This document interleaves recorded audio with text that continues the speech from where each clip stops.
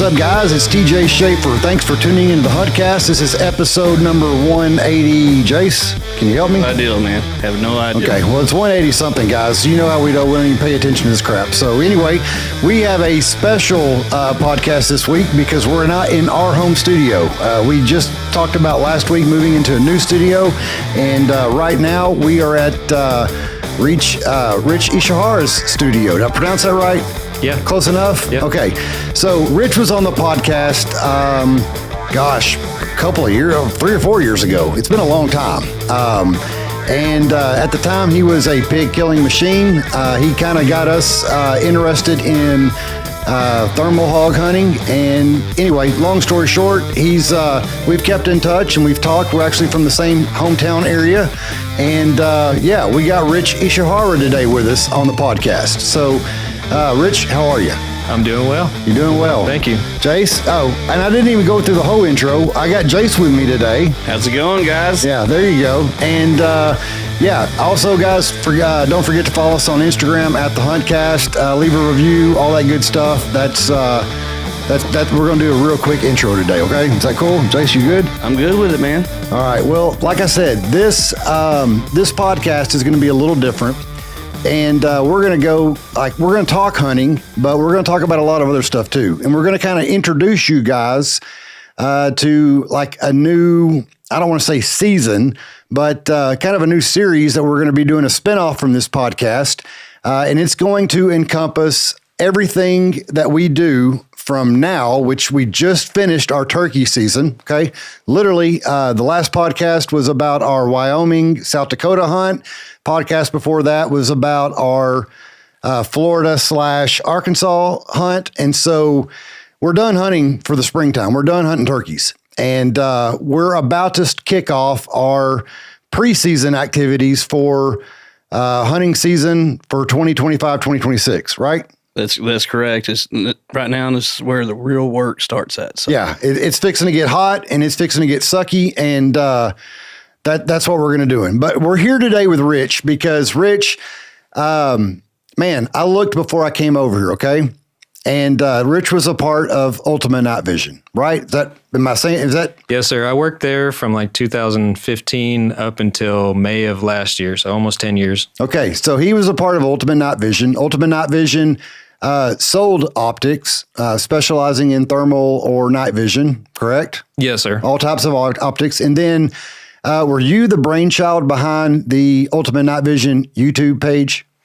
I was the one working on it. So I was the first employee at Ultimate Night Vision, got in kind of doing a little bit of everything, sales, and then got into hunting and doing videos. So I took over the YouTube channel when it had 8,000 subscribers. Okay. So that's where I'm going with this. Okay. Cause I looked before I came here today, which I don't know, like we talked about this in the episode with Rich. I'll figure out, I'll bring up what episode that was in a minute, but you were an attorney, straight up lawyer, and you quit your job being a lawyer to kill pigs. Yeah, I practiced for 7 years after graduating from Baylor and then got into hog hunting and night vision, and it was kind of a wrap after that. I know we covered it in the last episode. Like I said, it's been quite some time, but how did that conversation go? Like, because you're married, you got kids, okay? So you're an attorney. She's an attorney as well. Right? She is. Yeah. And you're one night, y'all are in bed. She's reading her magazine. You're looking at pig hunting stuff. And how did the conversation go? Like, honey, I think I'm going to quit and go kill pigs. Well, that conversation isn't something you just spring on your spouse. Gotcha. I mean, I had expressed an interest in doing something different for a while, and we talk about those sorts of things.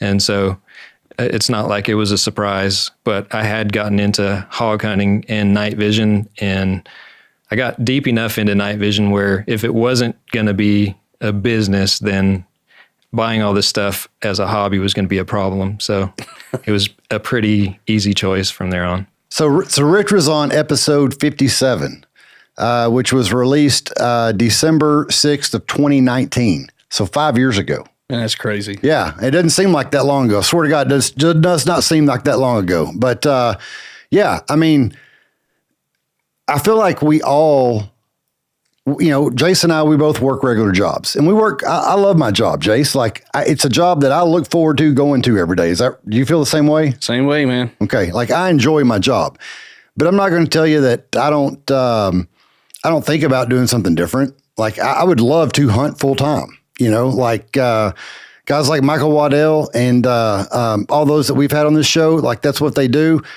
My question to them is always, is it work? And of course, they're going to give you the PR answer, which is, no, man, I'm blessed to be doing this every day.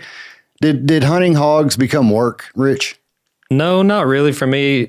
I got asked a lot over the years whether I would guide hunts, or people are like, oh, you should guide hunts. There's a lot of money in it. And I was always against that because I knew that if I did that for a job, then it would no longer be fun to me. But the way it was structured, I was going out and doing what I like to do and then getting paid for it. So it worked out. I mean, obviously you have obligations when you have a job, and not everything you're doing 100% of the time is exactly what you want to do. But as far as jobs go, it was the best job that I could ever have. Were there times that you were, that you had to go hunting and you're like, man, I really don't want to go tonight?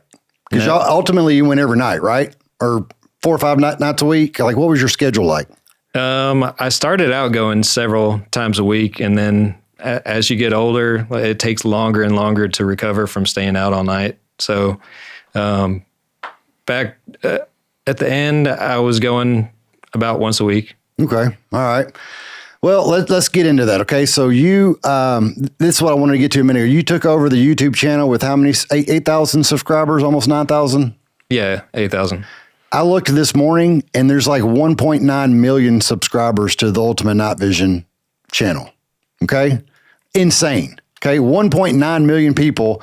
And I noticed like I said, we're in Rich's studio, which is freaking awesome, by the way. A lot better than our, which we're proud of our little hole, right? Oh yeah. But we got to upgrade, man. I don't have these awesome plaques, that Rich has on his wall. One of them, is that Rich? Is that like a $1 million subscriber plaque?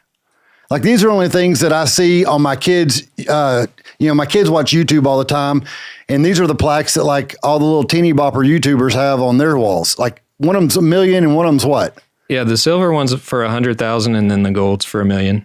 Pretty crazy. I mean, crazy. Was it cool when they showed up? Did you know they were coming? Yeah, I knew it was coming because once you hit $1 million, then you fill out like a form and then they send it to you. Okay. So all right. I was excited. It was one of the things, it was one of my goals. I don't set that many goals, but that was one of the goals that I had. So it was super cool to achieve that. 1 million subscribers is awesome. And killing pigs. We were in, where were we? When we were in Wyoming, I was showing somebody the video of y'all in the minigun. So so not only was the fact that you quit your job as an attorney to kill pigs, all right, you worked for Ultimate Night Vision, sold thermals, hunted, had a YouTube channel, had 1 million subscribers, but you got a freaking minigun too. How did that happen? Well, I don't have a minigun. Okay, well, so you found a dude that had a minigun? I got a buddy who builds machine guns, and he's like the coolest dude ever. And he's like, hey, man, I want to bring some of these guns out and do a hunt. And I said, let's do it. Was it cool? It was awesome. Okay, I mean, like, you think it would be cool, but, So, and through that process, we had so many iterations about, like, what actually works. So everyone thinks, oh, machine gun would be awesome. You could just mow down so many hogs with it. But like, honestly, like if you took just an M16 out there and try to shoot hogs, you're going to kill a lot less than you would with a semi-auto. Because of the recoil and trying to hold the automatic weapon, like to aim properly with it. Yeah. Yeah. I mean, you get muzzle rise, and so you're wasting all your ammo. Like, you can only have, I guess you could have a 100-round drum and an AR if you want, but it'd be heavy. You have like a 40-round PMag. Well, that goes like that. Yeah. If you're on full auto, and most of it goes everywhere except the hog. So it's not very helpful. And then my buddy, he brought a M240 which was awesome, but it's super heavy and unwieldy, and started out trying to stalk in on pigs with that, and he's got a bipod, so he's got to lay down on the ground. Oh yeah, and you have any change in elevation, you can't see the hogs. Right, you're laying down with a 240. So we graduated to, kind of having them stand in the bed of the truck with the 240, sort of like just laying on the roof of the truck, which was super sketchy. Yeah, that is sketchy. Not effective. Eventually we figured out, like, I built a platform on my truck, and he welded up a pintle mount where it's just hard mounted to the truck, and you can swivel it around, and that was the key. And that made everything really, really effective. I mean, it's not efficient in terms of money. Right. Because I can't imagine, like, when you're spraying out that many bullets, like, the cost of ammunition was probably ridiculous. Yeah, the minigun will shoot, they'll shoot up to 6,000 rounds a minute, but you can kind of tune the gears or the speed. So his shot about 3,000 rounds a minute. Good Lord. So I think that's like 50 rounds a second. Yeah. Of 308. Yeah. So that's what? How much a round? Just estimated. I don't know, probably $1.50 a round. Yeah. Like, you're just throwing $100 bills out the window, and it'd be cheaper, basically. Yeah. You could just light a pile of money on fire. But that's one of the videos that pops up when someone, which I guess, I don't know if it's pinned or whatever, but like, I have no, like, that video probably has more view or a lot of views, right? Like, one of your most popular videos. Yeah, we have, I think there's at least a couple minigun videos on the YouTube channel, and they all have probably 10 million views on them. Golly. God, I mean, crazy. There was a dude we had talked to, and I don't know, I can't remember if he was on Instagram or something like that, but he had built a little cannon and was shooting pigs. You remember this? Is that the one with the harpoon? The harpoon. Yeah. Yeah. Do you know what have you seen this at all, Rich? I haven't seen a harpoon. Okay. He was shooting pigs with a harpoon, like a homemade harpoon, and put it on YouTube, and had like pretty successful. Like, it came up on my feed somehow or another. And when I called him, I was like, hey bro, like, get on the podcast. He didn't like the attention at all. So I think it probably went away. Because you guys probably had quite a bit of haters as well. Like, people, we can sit here and talk all day about how much crap pigs tear up and how bad they are. And like, I hate a pig. I hate a pig more, almost as much as snakes, but I hate a pig. And I'm sure you guys still caught a lot of crap for it. I mean, we had a bunch of people complaining in the comments, but I welcomed it. I actually, like, whenever I post a video, if somebody leaves a nasty comment, I'll pin it to the top because it just brings more engagement. So yeah, it was a good thing. Like, I'm sure people were, threatening our lives online, but they're people online, so it doesn't matter. What do they say? The telephone tough guys. All publicity is good publicity, or something like that. I don't know. That's how I viewed it. I mean, it made it a challenge to do social media because people would report the posts, and that would, YouTube would ding us. We'd get demonetized, or our videos would get age restricted or removed. So it was kind of an uphill battle just trying to grow the channel in a very hostile environment. Yeah, hostile to hunting and firearms, which, obviously. Yeah, two of the biggest things that, like, that the left doesn't want to see, like, in mainstream, and y'all are bringing it to mainstream. So yeah, it was interesting though. I mean, I think we've gotten to the point where generally people know how big of a problem hogs are. So I would say, like, the majority of the people watching or commenting were leaving positive comments, and or arguing with people who were criticizing us. Yeah. So that was cool. It was interesting comparing that to, like, coyote hunting, right, where you'd get a 50-50 split of people who just are like, why are you killing these puppies? Yeah. Yeah. Puppies. Because when you shoot, like, most of the time when you shoot a coyote, they don't die gracefully. Like, they don't just fall over dead. They act like something's really hurt them. And I mean, it does look a little scared. It looks a little sad. Somewhat. Yeah, they spin around. Yeah. I've had them, like, they will chew at the wound, and, like, I've had them, like, pull all their intestines out. Gross. Yeah. So, But coyotes are a bad problem as well. Like they eat calves and just destroy. Well, they take your dogs away. Yeah, they'll take a dog away, whatever. So not a good thing. Anyway, so 10 years you're in the hog hunting business one way or another, and you decide to retire. Like, what happened? Why with the success of your YouTube channel? And I'm sure y'all are selling optics like crazy, because I would get on your website from time to time and there would be stuff that was out of stock quite a bit. You just decided to retire. Seems like things are going great. Yeah, business-wise, things were going really well. We were growing. We had started, the owner of the company, he had started another company, IRA USA, to be the U.S. distributor for infrared outdoor products. And that was successful, a lot more successful than Ultimate Night Vision had ever gotten in terms of sales. Just dwarfed Ultimate Night Vision sales within like a couple of years. So business was going really well. I liked the job. There were a few factors. There was kind of like the thing that, where do I go from here? We'd kind of upped the ante so much in terms of like different creative ways that you can kill hogs that I didn't think there was really like anywhere else to go. Yeah. Like, where do you go from, we did a mod deuce, so a full auto 50 cal. We did a minigun. We've done like every single belt fed. There was really like, my buddy who builds the machine guns did get licensing for like an RPG. Yeah. And so we did discuss like shooting a hog with a rocket launcher, but hasn't happened yet. Yeah. But I mean, that's about as far as we could go. That was kind of when I had some pause and like, I don't know, this is sketchy. So Yeah. we're going to end up, driving, we'll be running in a truck and hit a bump and shoot an RPG like right into the hood of the truck or something. So Yeah, like on Black Hawk Down or whatever, where the dude shoots it backwards or something. You're like, you gotta watch out for that guy. Yeah, that would be you guys. No, I agree. Like, you take it to such extreme, it's like, what else do you do? Like, you guys, in a good way, were like the Jackass of hog hunting. And so, where do you go? But yeah, I'll take that compliment. That's a good compliment. Yeah. Yeah, that's good.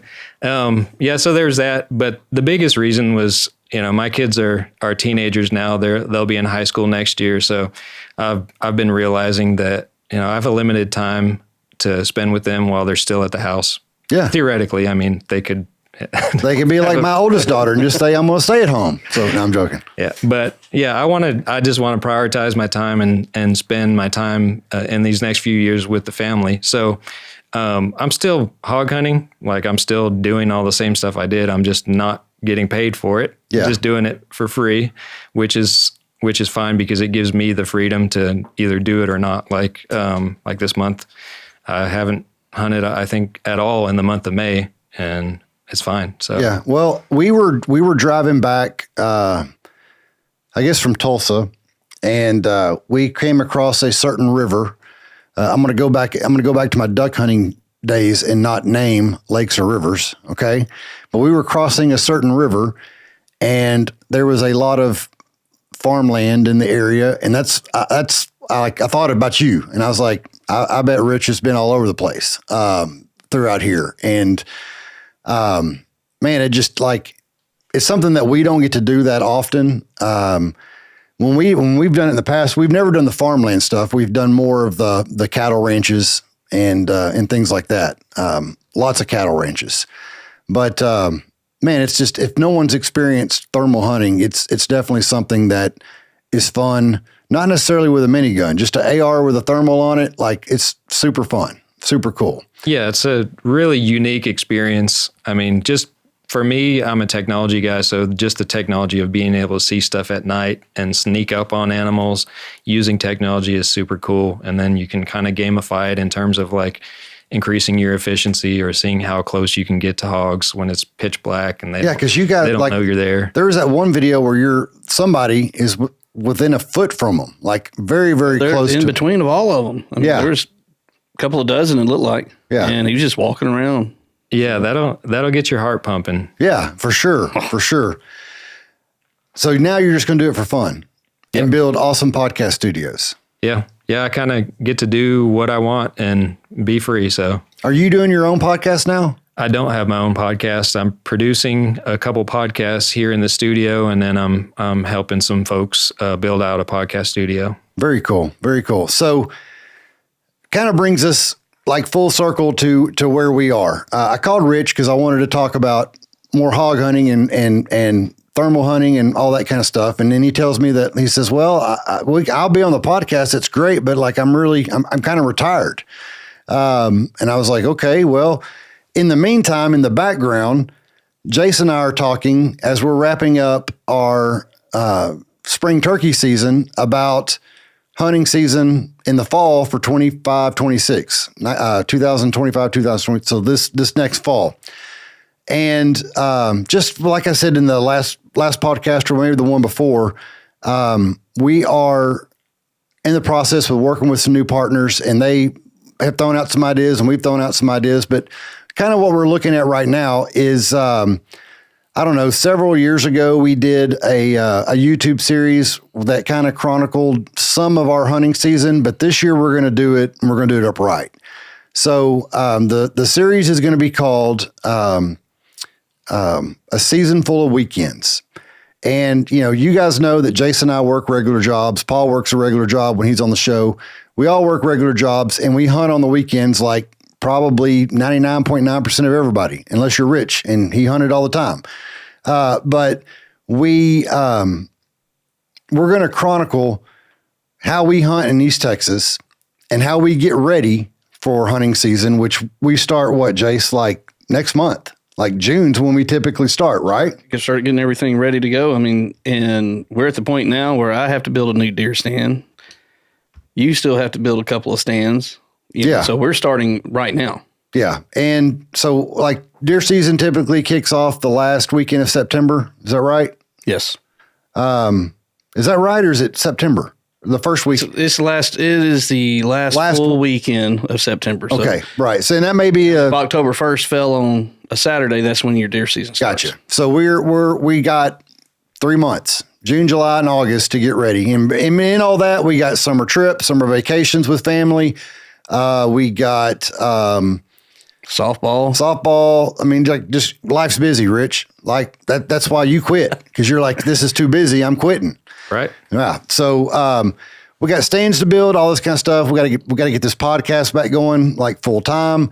And I'm hoping that Rich will help us with our studio. I hope we're cool enough that he wants to help us out. So we're going to start this series called a Season Full of Weekends, and the first installment of it is going to be called the preseason. Okay. I don't know. We haven't had it in a long time, Rich, but we used to get a lot of flack from Western hunters. There was a really big division, and we talk about it in depth within the Michael Waddell episode. That's why I listened to it the other night, Jace. Mm-hmm. Rich, I'm going to tell you something. We left Tulsa at 7:30 at night. Mm-hmm. And we filled up in Tulsa, and I drove 4.5 hours straight. Like, I don't think I've ever done that in my life. Like, I pulled in a trailer. We were rolling 80 miles an hour, 4.5 hours straight. Didn't stop till we pulled in my driveway. I was really proud of myself. Mm-hmm. Did y'all think I was going to stop? No, I knew you weren't. Okay. Chris was kind of hoping. Oh, yeah. So, yeah, anyway, I don't even know where, but I listened to that Michael Waddell episode, and he talked a lot about the division that was in the hunting industry at the time. We're friends with some guys, some Western hunters that hunt elk and all that kind of stuff. And those guys, it's different for them because they hunt a lot of public land. So there's nothing to get ready. And then they get an elk tag. So they kill an elk, they're done. They kill a mule deer, they're done. Like, that's it. That's our hunting season.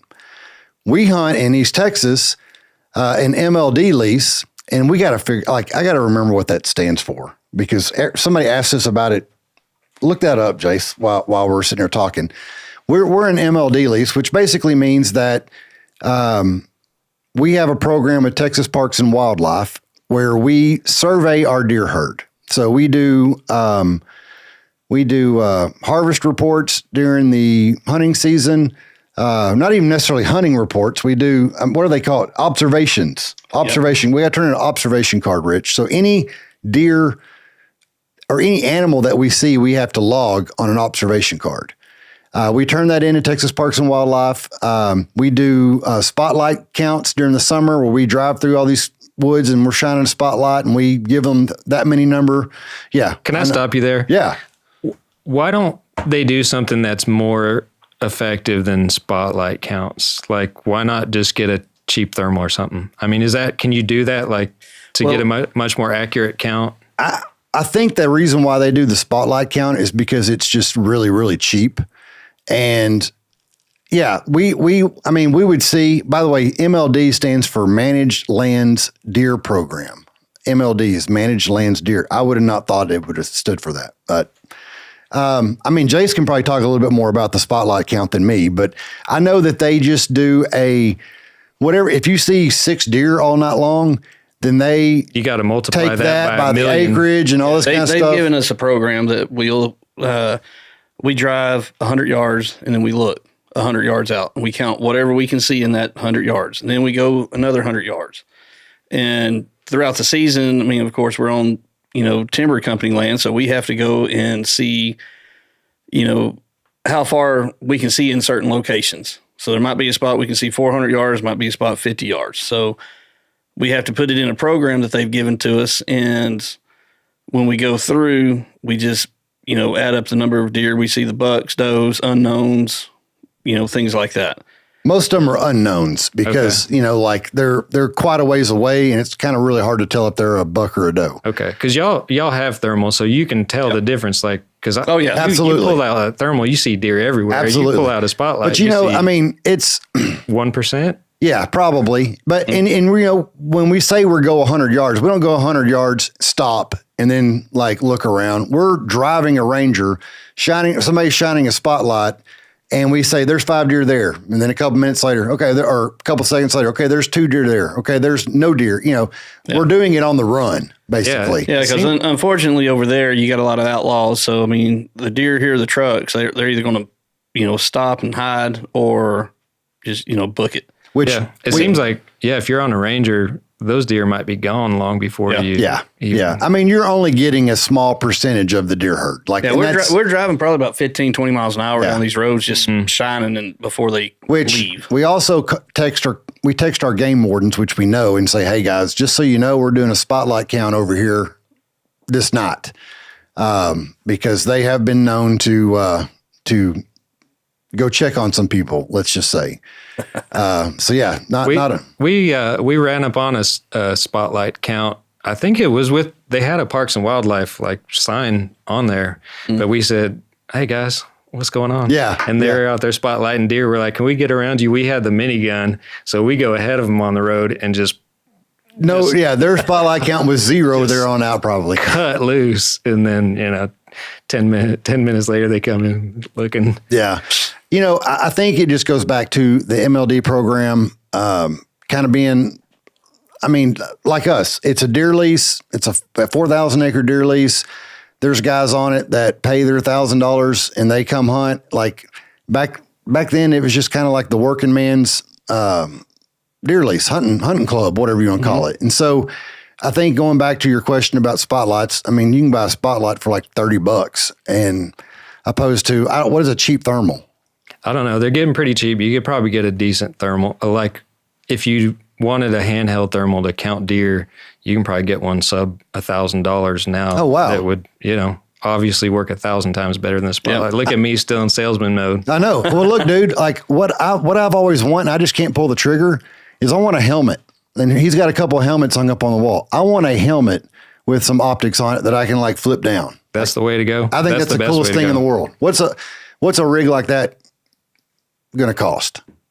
The thermal monocular for helmet mounting probably be anywhere from $3,000 to $5,000, something like that. Not too bad. It's a lot of money, but for compared to what they were, it's not bad. Yeah. And so do you run, and we're getting way off subject here, but did you run a thermal on one eye and a night vision on the other eye? Yeah. Yeah. Cause I did I did a lot of driving with night vision, so I'd have to have the night vision on my right eye to see through the windshield, and then I'd have the thermal on my left eye to scan. So the thermal wouldn't go through a windshield? No. Okay. I didn't know that. Thermal won't see through glass. Huh. That's interesting. So like when you watch the Mission Impossibles, they could have just carried a pane of glass and they would have made it through the heat signature cameras, I guess. So whatever. Yeah, very cool. Well, so you got, how much is a night vision monocular? Probably about the same. A PVS 14, like a Gen 3 PVS 14 is probably around $3,000 start. So you would have $6,000-7,000 in your setup. You know, I mean, your helmet's what, a couple $100? Helmet's $300 or $400. The mounts are getting expensive. I think there's military contractors that make the mounts and they charge the government. Yeah. Like they raise the prices every year on the government. So like the mounting hardware is like, you know, probably $1,000 for the mounting You're hardware. kidding Yeah. me. Good Lord. That mounts on a helmet that holds a monocular. Yeah. Actually more than that, really. Good grief. I would have thought it'd been like $60, $120, something like that. You can know? get Chinese versions of those mounts on eBay for probably about that much, but You don't do that, right? no. Okay. No, Yeah. no. Gotta be a purist. Purist. You use an actual bump helmet or do you use is it like a, Yeah, bump. We use a bump helmet. There's no reason for me to use a ballistic helmet. Well, maybe, but they're not. Yeah. Those aren't stopping. If I'm getting shot in the head by the stuff yeah, exactly. we're shooting, the ballistic helmet's not going to make a difference. Yeah. That's funny. That's funny. Oh, so what is your go-to round? We're jumping all over here. We're going to get back into our future stuff, but what's your go-to round? I've been hunting with 300 hammer Okay. past few years. So we ran into Bill Wilson from Wilson Combat kind of through hunting, and we hunt with them periodically. And he asked me if I would run that round 300 hammer, and he gave me a rifle and he gave me ammo, and I've been running that ever since. It's awesome. It's an awesome round. You did shoot 7.62, right? Yeah, 7.62 by 39 before that. Because that was used. I think you told me that it was it's cheap. Yeah. It's like the cheapest thing out there. So if you're going to go spray a bunch of rounds, like that just made, and it was it's an AK round, right? Yeah. Did you ever have any problems with an AR cycling that round? You can have issues. Like a lot of them are magazine issues. I use these PWS rifles, which were really reliable. They're piston driven and they kind of have some different modifications to make it run better. So those were pretty reliable. Okay. Well, I shoot it. My main is a 300 blackout. You looked at me like you looked at me like that. You looked at that dude when he was talking about a 6.5 Creedmoor shooting animals with a 6. I know all y'all. Hey, y'all were laughing. I know, like y'all were thinking in your mind 6.5 Creedmoor. Anyway, this guy was in here talking earlier about a 6.5 Creedmoor. But I say 300 blackout, and you kind of have that same twinkle in your eye. I did, but for not the reason you'd expect. I mean, I've definitely been a 300 blackout hater, but one of the things that I found to be super fun is I started out, I just wanted to like snipe a hog. Like, you know, when you learn about suppressors, you see them in the movies and you see this. Yeah. So you're like the subsonic 300 blackout. Yeah. So you want to be an assassin. So Yeah. I started out with a subsonic 22 and I'd go around with this Ruger Precision 22 bolt action, and I was shooting hogs in the head with subsonic 22. And when it worked, it was amazing. It's just so fun. It's so quiet. Like we'll get out there in a wheat field, shoot a hog. The other hogs don't even move.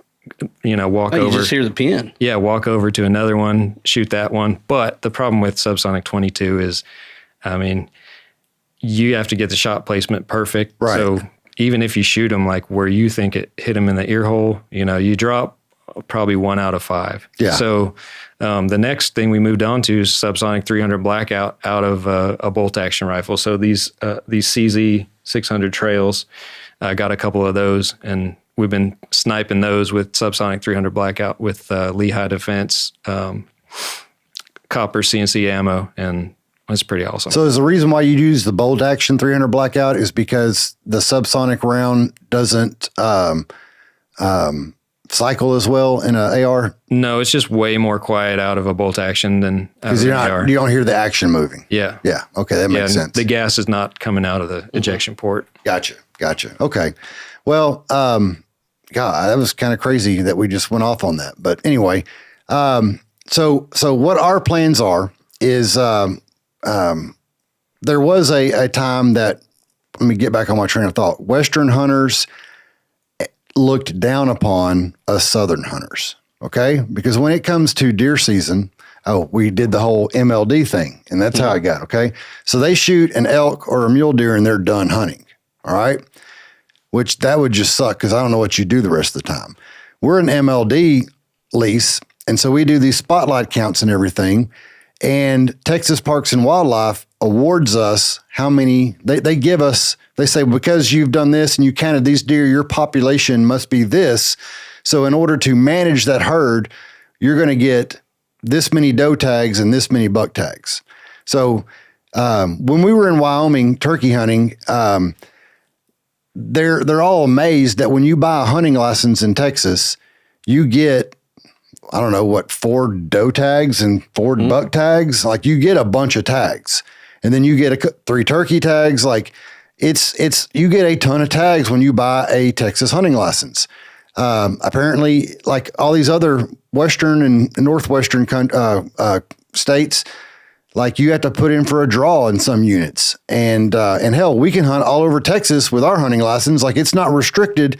Now there are some county restrictions, right? Yeah. Based off of how many deer you can shoot, how many deer, what time, time frame. There are some county restrictions, but it's not near as restrictive as these Northwestern and Western states. But going back to, there was some division in the industry between these Western hunters and us Southern hunters because they called us fat and lazy. We're not hiking mountains and staying in tents on the north face of this ridge or any of that kind of bull crap. Like we're sleeping in air conditioned and heated campers, stuffed full of food and beer and any drink you want, and Little Debbie's galore.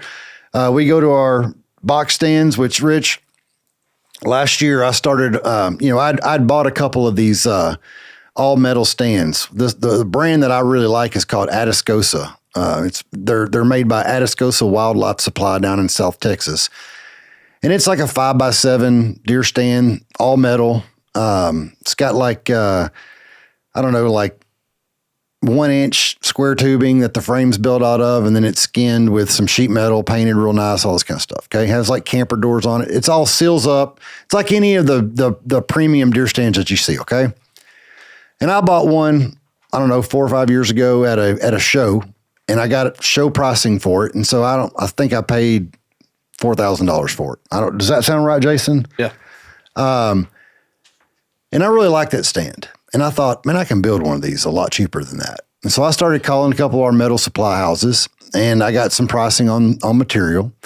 And sure enough, it looked like in material, I was going to have like $800, and that includes the doors and windows. Okay. So I go to build this thing. The frame, I knock it out in a couple weekends. No big deal. It's just welding it up, paint it all. Everything's beautiful, measure it out perfectly.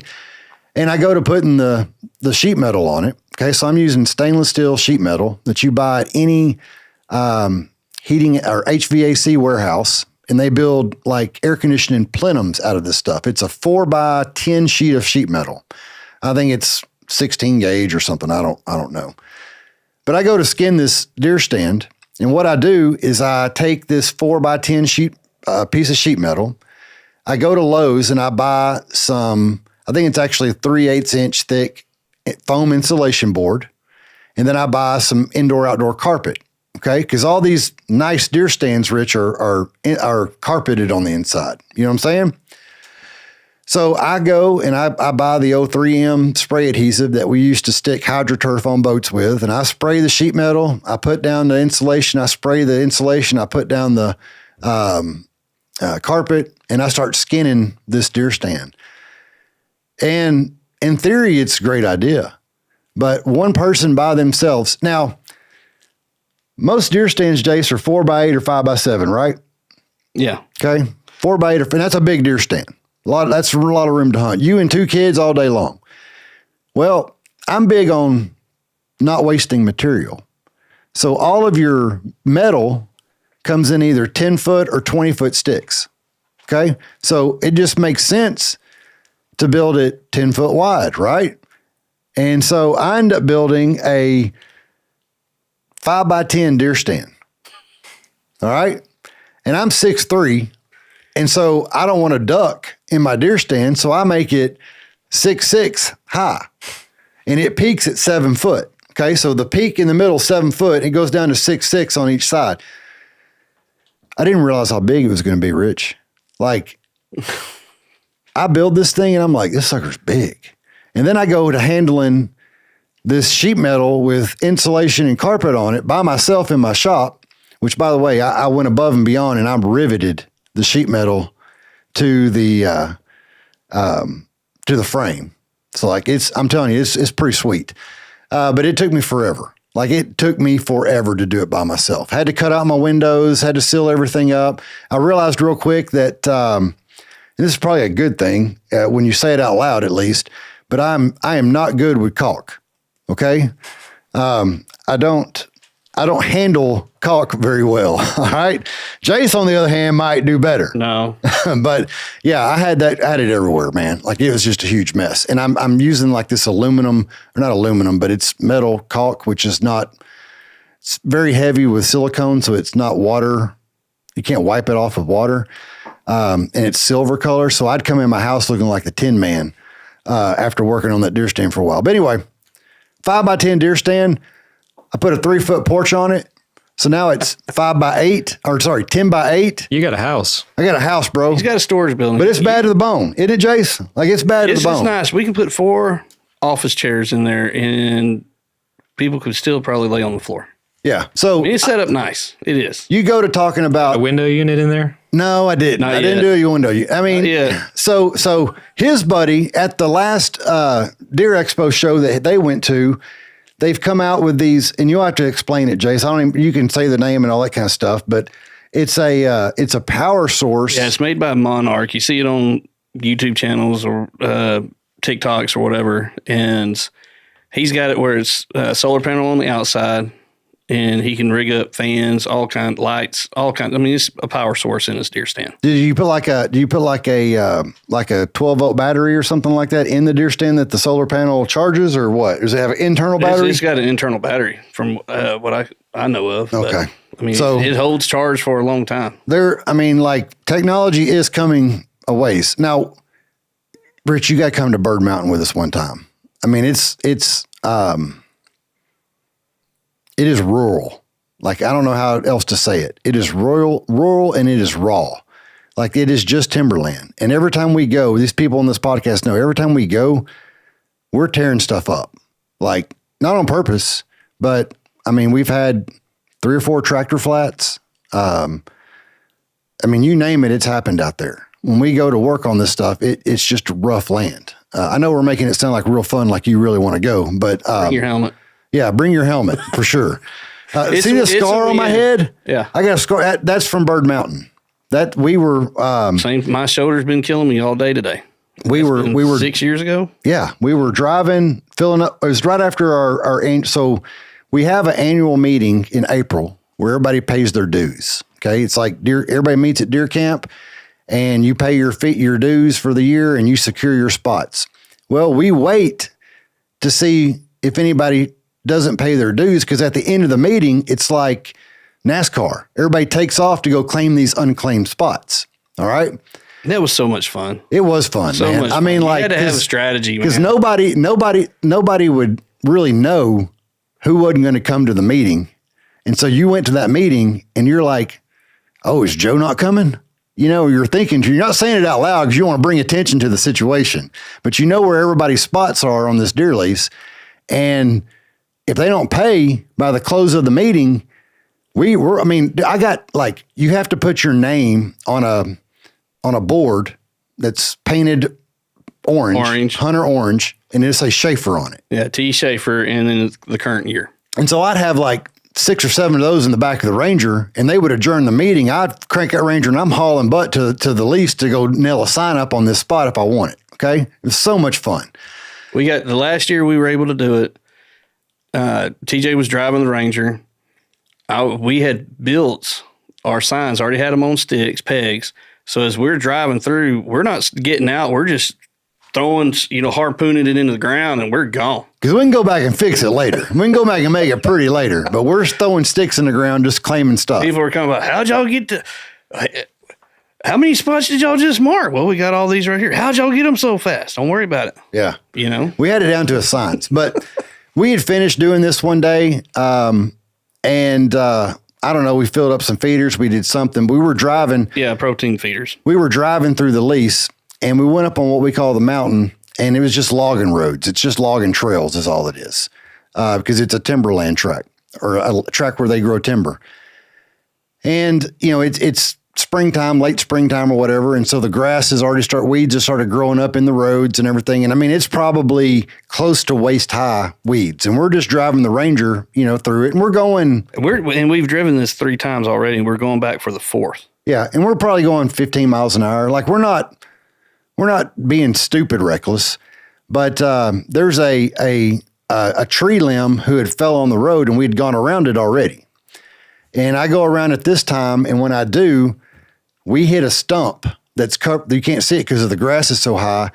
And that stump takes that passenger wheel of my front wheel of my Ranger and basically puts it in Jason's lap. We both stop. We actually jumped one stop. That's what happened is we hit that stump. We jumped it. And when we came down, we hit another stump, and it stopped us dead in our tracks. So Jace's shoulder hits the edge. That tire comes up into his lap, basically. I go through the windshield. He goes through the windshield. My head hits the edge of the windshield, and I got blood like rushing down. And we're 4 or 5 miles from camp. We're 4 or 5 miles from anybody. And at Bird Mountain, you ain't got no service. No, yep. You got 0 cell service.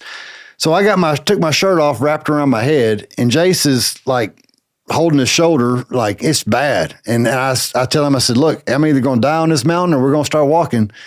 And we start walking, and we finally run up on somebody. But Bird Mountain is just a fun place to be, okay? It's like a lot of fun. Yeah. You got to come hang out with us. Like, it's a blast. So I get on these, my train of thought goes crazy. I'm sorry. So there was this division between Western hunters and Southern hunters because they hunt hard on the mountain. I'm good, right? I come right back to it. We're back to it. Third time's a charm, man. Division. They like to sleep in sleeping bags on the side of mountains, and we like to sleep in campers, and they hunt. They walk 20 miles a day to hunt, and we sit in deer stands and eat Little Debbie's all the time. But when one of my Western hunting friends came down here to hunt with us, he saw the results of everything we did. And he was able to sit in one of those stands and hang out and watch the Cowboys game on his phone. And, I'm like, when you have service, he saw the result of all that. You got to put a Starlink on there. Well, funny you mentioned that. Funny you mentioned that, because while we were in Arkansas, like the last hour of our drive was 0 service whatsoever. And we got to the cabin, and thank God they had Wi-Fi, but we didn't, like, you would leave the cabin. If you weren't like 5 feet from the wall, I don't know what kind of router they had, but it sucked. And so I thought, man, I got to look at Starlink. I mean, Starlink's what, like a couple $100? I mean, yeah, I put one on my hunting truck because we go up to the Red River. There's no service up there. You named a place. What's wrong with you? I mean, the Red River could be from Colorado to Louisiana. So yeah, whatever. But does it work well? Yeah, it works perfectly. Do you have to stop? No, you can still move as long as it syncs. Then you can move and it works. Yeah, that was one of the misconceptions. One thing that I learned just by doing it. I stuck it on my truck. I was like, oh, you could just drive highway speeds, because I guess the satellites are going like, I don't know, 16,000 miles an hour or something like that. Yeah. So once they link up, it works perfectly driving. And the minis are like big enough for you to, like, it's the size of an iPad basically, right? Yeah. I got mine right before the mini came out. I kind of wish I had a mini. You could put that in a backpack or something. That's what I'm saying. I think I'm going to get a mini, throw that up in the deer lease, and you can do whatever you want. Like, you got Elon type Wi-Fi. Like, it's bad to the bone. Yeah. So yeah, I mean, you might have to cut down some trees or something. Yeah, if you're in those just to piney get woods. yeah. That's a thought. That's not a problem right now. No, we got so many clear cuts. It's not even funny. A new company had bought it 3 or 4 years ago, and they clear cut everything pretty much, which sounds bad, but no, it's like we're hunting over the Great Plains of South Dakota now. It's pretty nice. So, we're with this division and stuff, which there's divisions not anymore, but we always wanted to do kind of a full season, documentary, if you will, broken into 45-minute episodes that we'll upload to YouTube. And we're going to call it a season full of weekends. And part one of that, kind of like I don't know, Rich, you're a lot smarter than me when it comes to stuff, but like the preseason of it will be called the preseason. And that's going to be us. We're going to be documenting everything we do to get ready. Because right now, it has not been touched since late January. We get to actually hunt through the end of February because we're MLD. But deer start losing their horns in late December, January. And so once they start losing horns, like they just basically shut it down, because then you're going to end up having people trying to shoot a doe and they shoot a buck that's lost its horns, And so they shut it down, and it hadn't been touched since January, basically. And it's had all spring to grow all that bull crap. And we've learned that we cannot wait. Used to, when we only had a couple spots each, like back then, I had one spot, Jace had one spot, this guy. So when you have a spot when you have one membership, I just screwed all that up. But let me clear the slate and start over. When you buy one membership, you get 2 spots, 2 hunting locations. Okay. So 2 stand locations. When we had those 2 stand locations, that was easy to manage. You could go out there in a weekend and get everything done on those 2 stand locations. Okay. I used to be able to get it done in one day. Now I've got 2.5 memberships. Jace has got a couple memberships. So, I mean, and within those, we've realized that within those memberships, you can have multiple stands, but you only can have one feeding location, quote unquote. Okay. So the rules say you have to be 300 yards away from the next person. Well, that means your feeder has to be 300 yards away from their feeder. That way you're hunting different areas, so to speak. But we've learned that you can put up a tree stand over here in this creek while you have your other big stand. And long story short, you end up with multiple locations that you just can't take care of in one weekend anymore. And we've started to keep pigs from ruining our hunting, because ain't nothing pisses me off more than you have a buck on trail camera that you're hunting after, and you're sitting there and it's like prime time hunting time. Okay. You've gotten up at 4:00, you've driven to the stand, which this is something else people don't realize, from camp to the back of our deer lease, which we ride on Polaris Rangers because the roads are so shitty just from logging trucks and washouts and everything else. It's how many miles? 12 miles? Mm-hmm. 12 miles from camp to the back one way. So you get up at 4:30, you eat you a honey bun or whatever, zebra cake. You don't drink coffee or milk, because then you'd be boo-booing right after that. You drink you a Dr. Pepper or something, and we drive to the back of the lease. You're sitting there in this prime time hunting. You've done all this stuff. You got a target buck that's coming out at 7:05 in the morning. It's 6:55 and you're pumped. Your anxiety's, your adrenaline's pumping, and then some pigs come out. There ain't nothing makes me more mad than that.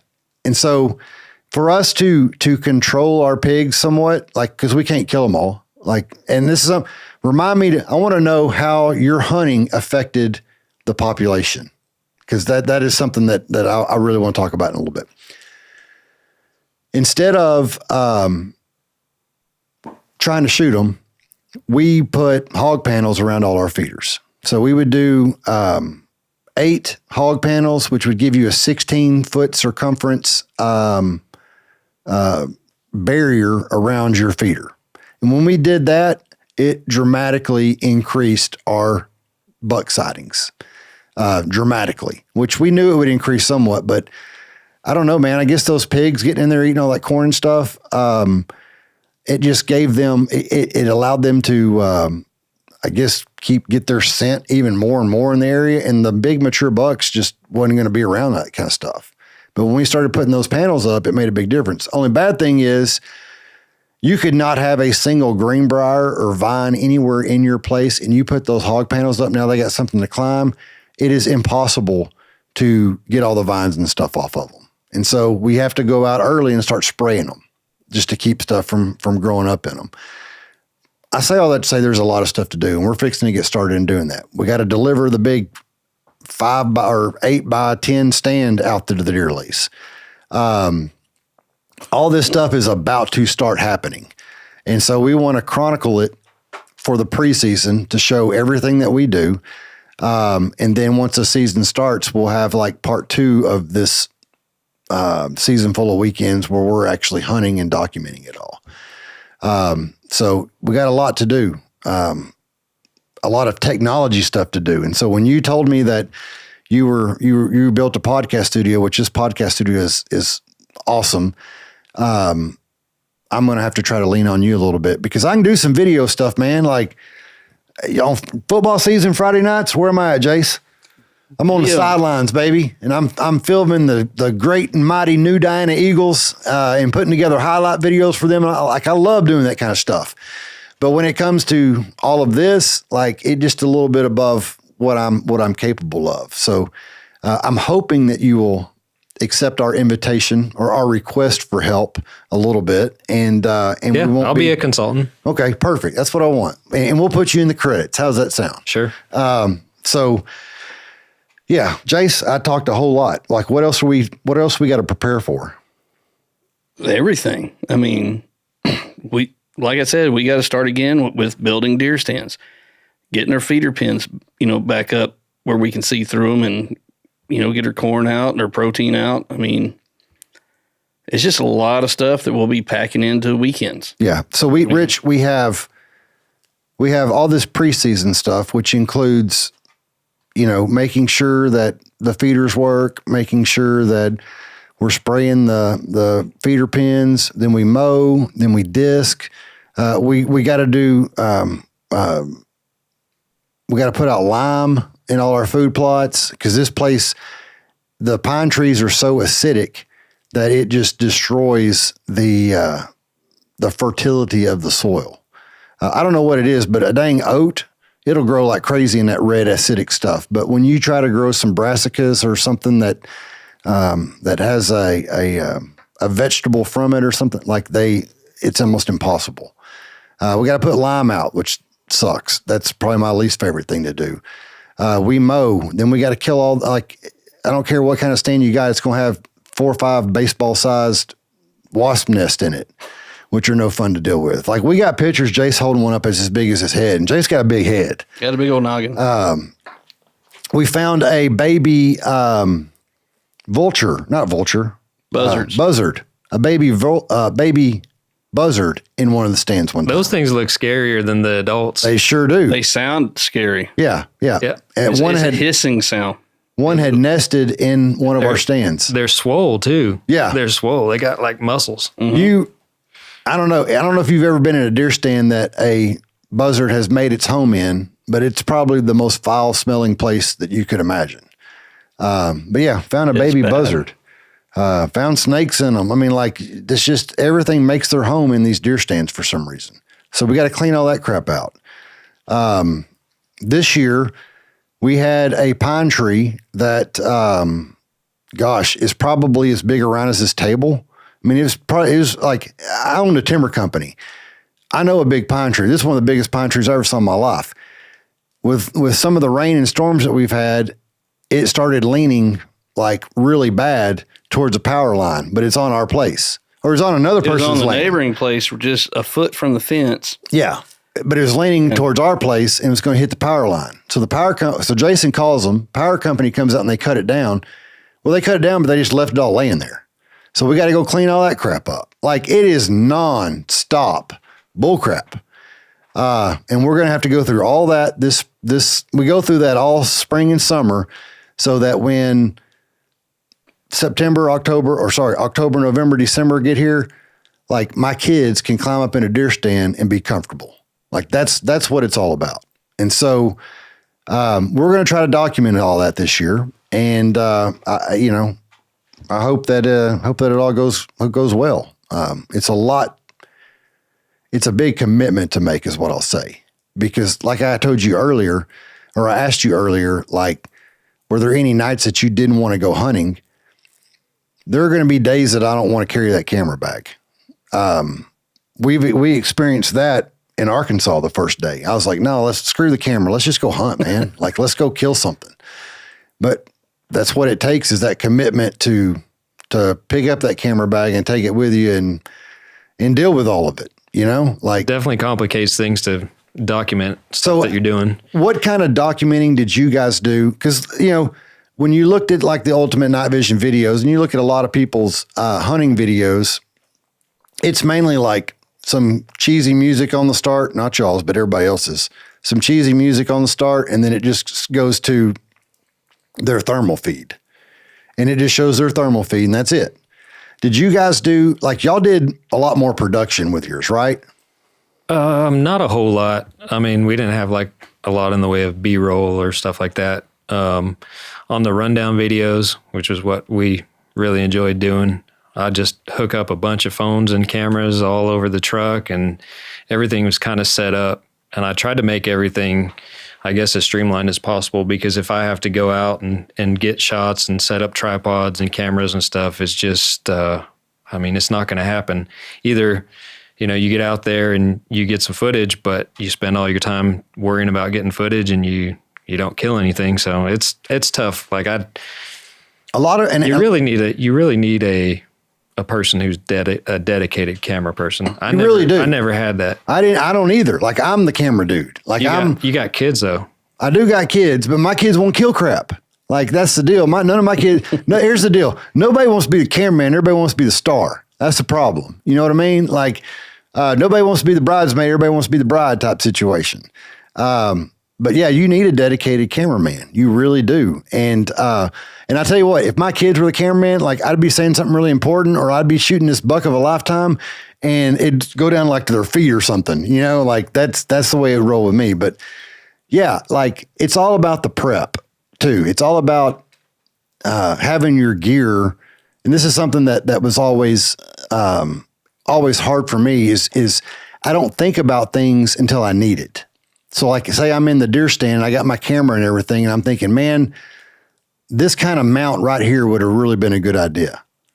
But I didn't think about it till I need it. And then I don't write it down. So when I get home, I don't think about it, you know, and I get back in the deer stand next time, like, man, I should have done that. That's what I really need to do, is go through and start thinking about those type of things to just make it to where, if I make it to where it's easy, when it's time to go, when it's time to hunt, if I make it to where it's easy, I'm a lot more likely to do it than if I think about, crap, I got to set this up and I got to do this and I got to do that. Like, then it just be a bit too big of a pain in the butt. And I don't want to do it anymore. 100%. So yeah, doing that setup may be something that I need to think about, and maybe brainstorm. We go to lunch like once a week and have a brainstorming session or something. I don't want to take up too much of your time, but, you know, we'll figure something out. So you retire from Ultimate Night Vision. You still hunt when you want to. Do you record those and do you upload them to something that you have now, or do you give them to Ultimate Night Vision? Like, do you even record it all? Is it just for fun now? I'm recording all of them. So I love getting video footage and cool video footage. So I have like over a year's worth of awesome footage that I haven't done anything with. So eventually I think I will get around to putting it online. But are you going to do your own? You'll do your own channel then? Yeah, I'll do my own channel. Okay. I have my own channel. I was looking, like, I started a YouTube channel like really early, like not long after YouTube started, and, you know, never really posted anything on it. I mean, posted just random things. Was it like, this is funny, like when first started, because I did the same thing. Okay. Was your channel name like Rich Loves Pickles or something stupid? Like 42069? Yeah. No. Yeah. No, that's funny. Cause, like, yeah, my kids, they do all that weird crap, but yeah, that's funny. So you have your own channel. You think you'll end up posting that stuff to it? Yeah, I have my own channel. It's actually monetized. I post just random stuff on there. Like we went to Hawaii and I took video of surfers surfing Jaws, like just big, like 40, 50 foot waves. And that got like a couple 100,000 views and some shorts and stuff. And dude's like a freaking YouTube magnet, dude. Yep. Like, yeah. So it'll be interesting because whoever has subscribed to my channel, their interests must be wild because it's like the most it's all this random stuff. Yeah. And they're about to get a flood of just, hog killing. So that's funny. That is funny, man. That's hilarious. Yeah, no, we'll have, our YouTube channel. We have, it's a bunch of random crap too, and I tried to, it's about the consistency. And that's something that with as busy as our lives have been, that we've lacked a little bit, but we're making a commitment now, right? Yep. It's funny because when we'd go through these roles of these periods of time where we were like, okay, we're serious, we're going to kick this thing off, okay? And so we had this little series of podcasts that in this time period that we were like, okay, you do something, was it 5 times? 5 times in a row. 5 times it becomes a habit, So like we're guys, we're on our 5th episode and it's a habit now, blah, blah, blah. And then we took like a 2-month break. So we got to not do that. But it goes back to what we said a minute ago, having everything where you just sit down and hit record. That's what matters. If anything's a pain in the butt, it's not going to work. Yeah, you have to really optimize your workflow. I mean, that's what I've tried to do with the studio. So why did you decide to do this podcast studio? It started out, I've always liked camera stuff. I started out setting up the studio to do like product videos and stuff for Ultimate Night Vision. And then I wanted to do like live streaming and maybe podcasting. And then my buddy Shane, who you met, he had a podcast. And so I told him he could just film here. So I ended up just kind of modifying it and optimizing it for a podcast. It's just something I figure I'll be interested in at some point, or my kids will be. And it's just fun. It's fun to do, fun to build. Yeah, definitely. I'm a gear junkie too. So I love the whole aspect of how this is and how the pieces have been put together. Like it's very, very cool. And as the video shows, it's very, very professional, like top notch quality. So, thank you. I'm telling you, I've been in a few podcast studios and this is by far the coolest one as far as when it comes to the gear and how things look and the quality of everything. It's very, very, very nice. So, my hat's off to you for that. Thanks. So how long have we been going? Anybody, we got a counter? Heck, I have no idea. I don't want to take up too much of Rich's time. I'm just kind of curious. Hour and 10 minutes. That's about normal. So what does the future hold for you, Rich? Like, are you going to keep hunting? Are you going to keep trying to kill pigs? I want to talk about something that I never thought I was talking to a mutual friend of ours, James Averett. You know James? Or does he just act like he knows you? No, James is awesome. Okay, James is awesome. I had breakfast with him yesterday, as a matter of fact. He told me that sometimes you guys had problems finding pigs because you would literally have put such a herding on them in an area that you'd affected their population. Is that true? Yeah, that's true, especially with regard to like any bottom land or pasture land property. We would just clear them out and they have not come back. I mean, you get a hog here and there or a group of hogs here and there, but. And when you say clear them out, like how many pigs a night were y'all killing? Depends on the property, but 20 to 30 per night, probably something like that. Did y'all ever do those competitions? I'm looking at it's okay. Sure the audio is good. I heard a beep. I think it just started a new file. Okay. I got convinced to do maybe 1 or 2 contests. Somebody had me in that Wise County hog hunting contest. It was a customer from Ultimate Night Vision who he's just like, well, I'll put you on my team just in case you shoot a big one. Yeah. So I don't have to pay an entry or anything. I don't like it. It just puts pressure on you. I like to go out and have fun and whenever there's a contest going on, you don't see the number of pigs. You don't kill as many as you usually would if you're just out there having fun. Any of the big ones that we shot has always been sometime where it's not a contest or. Yeah. What's the biggest? 469 pounds. What are you looking at? Looking at that big head up there. those skulls. Those are from pigs that were nowhere near that big. Size, yeah. Yeah, maybe 200 pounds or That's something. That's a huge pig. That is a big pig. Yeah, I got some skulls just out in my driveway that have much better cutters that I never got around to doing anything with them. Yeah. But, yeah. Well, I don't know. I mean, like, it's crazy. It's crazy that you first off, I mean, like what I'm trying to say is I admire you because you were an attorney and said, I don't want to do that anymore. I want to kill pigs. I want to do something fun. And then at the height of that, because I would assume that it was a constant upward curve of success and, with the YouTube channel and with the sales and all that good stuff that you just said, I don't want to do that anymore. I want to hang out with my kids now. Like pretty cool. Pretty awesome control of your own destiny is what I'm getting at. Yeah, I don't really feel like I'm in control. I'm trying to, pay attention to God and what God has for me and what my purpose is. And so I'm just remaining open to it, really. Yeah. Well, I'm telling you, you're doing a great job as far as we're concerned. Doing a great job. Last question. Because it's never happened, when are you, and this is a question that everybody asks Rich. I guarantee you, everybody asks Rich this question. When are you going to take us hunting? Soon. Okay. That's what he says to everybody else too. Yeah. We'll get to it soon. Oh, that's funny. Well, anyway, thank you, Rich, for letting us in your home and in your studio.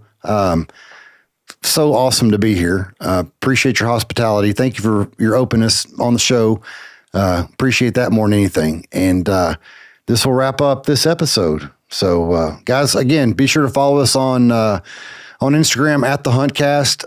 That's where you're going to get any kind of announcements of anything going on. That's where we're going to kick off our season full of weekends series and any other announcements, all that good stuff. Also, please leave us a review on whatever podcast platform that you listen to. Leave us a review. Those things are very important. And anyway, Rich, thank you again, my friend. I really appreciate it. Jace, you got anything? Nothing. You've been a man of few words this podcast. I know, man. He's just amazed I'm at just the new, looking at all these rifles and, all kinds of stuff. I mean, I'm just shell shocked. Yeah, it's awesome. Awesome. Great job here, Rich. Great job. All right, guys. Look, anyway, thank you for listening. Be on the lookout for next week's episode.